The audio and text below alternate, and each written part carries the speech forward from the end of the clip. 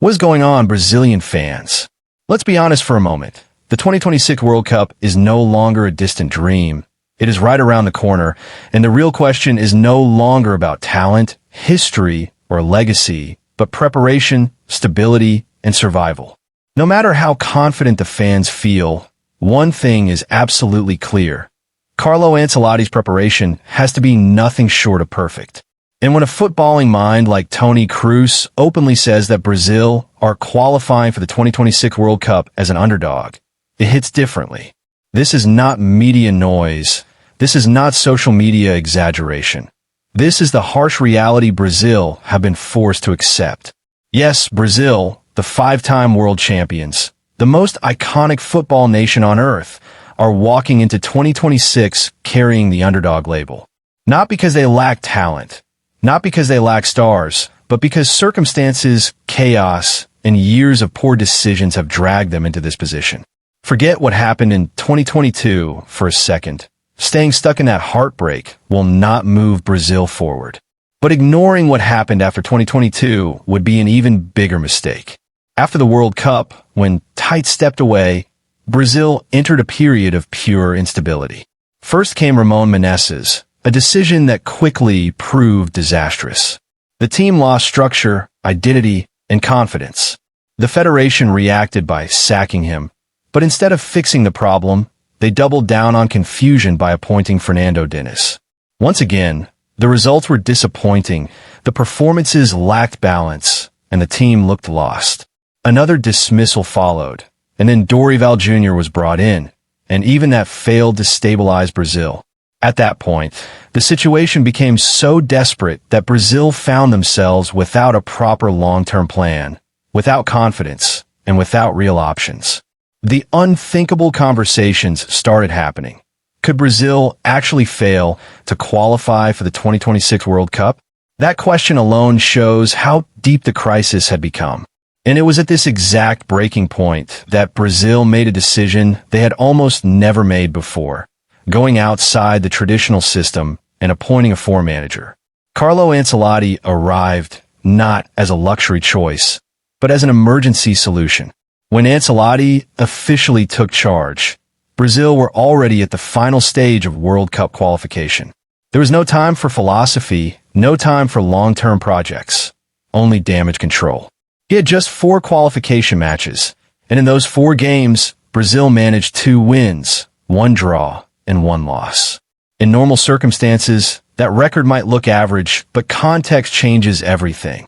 Ancelotti inherited a team with no balance, no chemistry, no rhythm, and no confidence. Given that reality, it is hard to imagine any coach in world football doing better under those conditions. He arrived at the last possible moment, when most of the damage had already been done by previous managers. The squad had been torn apart, leadership was missing, combinations were broken, and belief was at an all-time low. That is why judging Ancelotti purely by numbers would be unfair. The bigger picture tells a different story. Brazil may have 5 World Cups in their trophy cabinet, but during the 2026 qualification campaign, they played 18 matches and won only 8 of them. They drew 4 and lost 6. For Brazil, those numbers are alarming. And this is the environment Ancelotti stepped into. Change was never going to be instant, and patience was always going to be required. Once Ancelotti settled in, his first major move was experimentation. Not reckless experimentation, but calculated testing. His message was clear. He wanted to identify the best possible squad and the most reliable players for 2026. And honestly, those experiments have largely been successful. Through these trials, it feels like Ancelotti has already locked in about 90% of his World Cup squad. Yes, there's still time, injuries can happen, form can change, but the core is becoming obvious. We can now clearly see which players are almost guaranteed to receive that World Cup call-up. Starting with the goalkeeper position, Alisson Becker remains the undisputed number 1. There is no other goalkeeper Ancelotti trusts more, and no one has yet proven capable of replacing him. Ederson will be there as the second choice, but he is not Alisson's replacement. However, one tactical concern remains: penalty shootouts. Alisson's penalty-saving record is not his strongest attribute, and Ancelotti will need to think carefully about squad balance and alternatives for those moments. Moving into defense, Marquinhos and Eder Militao are absolutely crucial. Marquinhos brings leadership, experience, and composure. Yes, he makes mistakes at times, and criticism is fair, but his importance on the World Cup stage cannot be ignored. His performances with PSG and the national team show his value, especially in organizing the backline. Eder Militao, on the other hand, is the defensive wall of this team.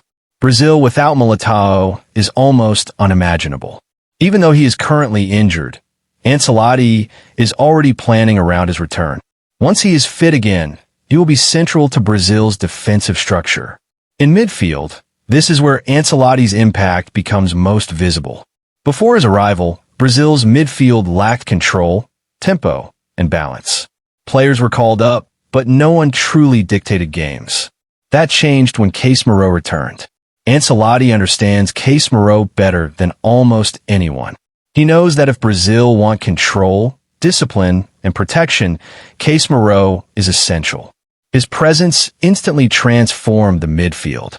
Brazil started controlling games again, supplying the attack, and protecting the defense. Alongside him, Bruno Guimaraes has become indispensable. At Newcastle, he is the heartbeat of the team, and now he plays the same role for Brazil. The Casemiro-Bruno partnership is elite. It is balanced, aggressive, creative, and intelligent. Bruno is not just defensively solid. His creativity, passing, and final third contributions are world-class. His assists through balls and link-up play have been crucial in recent matches. This midfield duo will be vital against top nations at the World Cup. In attack, Ancelotti faces his biggest headache, abundance. Brazil are overflowing with attacking talent, and choosing the right combination is a massive challenge. On the left wing, Vinícius Jr. is locked in. Debate him all you want, but his impact under Ancelotti speaks for itself. In big tournaments, players like Vinícius win matches, and Ancelotti knows exactly how to use him. On the right wing, Rafinha and Estevao are the standout names. Rafinha's consistency over the last few seasons makes him an automatic choice. Awards do not define greatness, performances do, and Rafinha has delivered consistently at the highest level. Estevao, meanwhile, is something special. Since Neymar, Brazil have not had a creative force like him. In 7 of the 8 matches under Ancelotti, Estevao played and scored 5 goals for the national team, not club. His dribbling, creativity, and fearlessness make him impossible to ignore. No coach benches a player like that.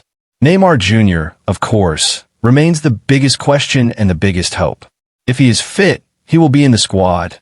That is non-negotiable. Ancelotti has been clear. Fitness is the condition.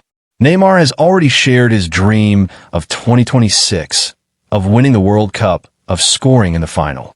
Brazil need him for creativity, experience, leadership, and moments of magic.